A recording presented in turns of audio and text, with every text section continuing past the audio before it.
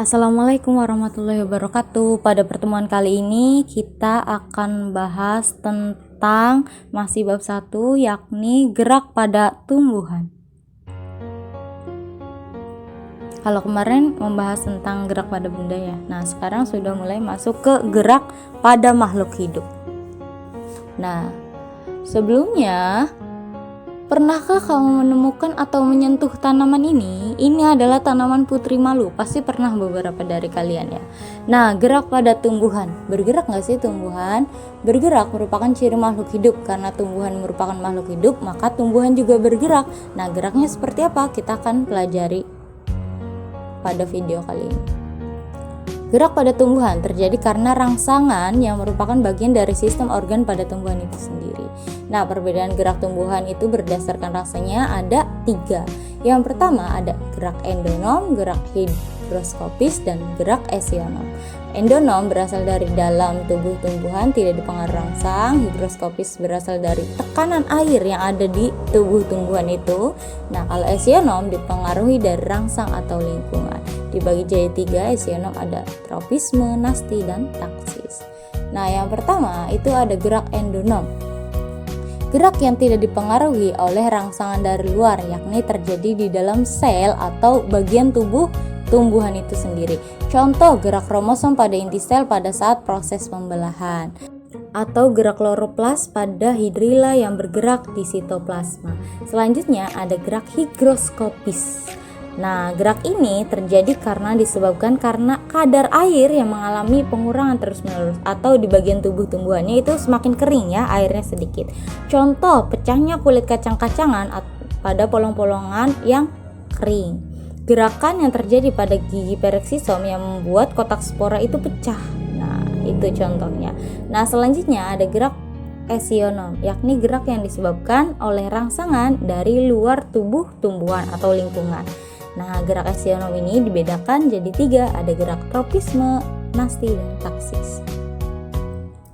Gerak tropisme merupakan gerak tumbuhan yang arah geraknya dipengaruhi oleh arah datangnya rangsang. Nah, dibagi jadi 2 nih, ada gerak tropisme positif kalau mendekati atau negatif kalau menjauhi rangsang. Contoh dan macam gerak tropisme. Ada gerak fototropisme, yakni arah gerak mengikuti datangnya cahaya. Contoh tanaman di dalam kotak. Nah, gerakannya akan menuju yang ada cahayanya. Gerak hidrotropisme, gerak mengikuti sumber air. Akar akan menuju daerah yang banyak airnya. Gerak geotropisme, arah gerak mengikuti pusat bumi. Di sini ada yang akarnya menuju pusat bumi, berarti itu geotropisme positif. Kalau batang menuju ke atas itu geotropisme negatif. Kalau gerak tigmotropisme karena sentuhan. Contoh di sini ada sulur. Nah, selanjutnya ada gerak nasti, yakni gerak tumbuhan yang tidak dipengaruhi oleh arah datangnya rangsang. Dibagi lagi nih, ada beberapa jenis. Yang pertama ada seismonasti atau tigmonasti, gerak karena sentuhan tapi tidak dipengaruhi oleh arah datangnya rangsang. Ada gerak niktinasti karena adanya gelap. Jadi kalau gelap itu pasti bergerak bagian tumbuhannya. Ada fotonasti, gerak karena cahaya tapi tidak dipengaruhi arah geraknya karena datangnya cahaya, tidak ya. Nah, selain itu ada termonasti, gerak karena perubahan suhu. Jadi contoh kalau suhunya hangat akan bergerak seperti apa? Seperti itu.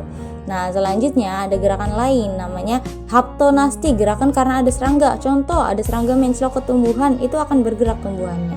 Nah, gerak nasti kompleks, gerak yang disebabkan lebih dari satu. Contoh gerak nasti, yang pertama ada fotonasti, contoh bunga pukul 4. Nah, bunga ini akan mekar pada pukul 4 atau pada sore hari.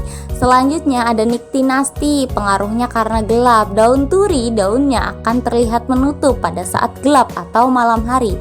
Ada tigmonasti, contoh daun putri malu, daunnya akan menutup jika kita sentuh. Nah, termonasti atau dipengaruhi oleh perubahan suhu, bunga tulip akan mekar jika pada suhunya hangat, yakni pada musim semi.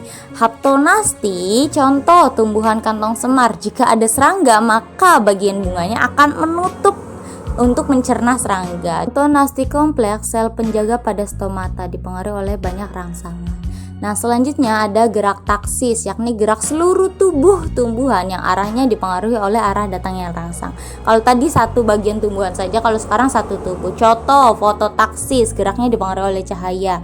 Spora kembar menuju tempat terang, kloroplas menuju cahaya, dan lain-lain. Kemonasti dipengaruhi oleh zat kimia. Contoh, bakteri aerob menuju oksigen. Gerak galvanotaksis dipengaruhi oleh ion listrik. Contoh, bakteri yang menuju kutub positif atau negatif. Nah, sekian dan terima kasih atas perhatiannya. Jangan lupa materinya untuk dirangkum dan dikirimkan ke WhatsApp saya. Wassalamualaikum warahmatullahi wabarakatuh.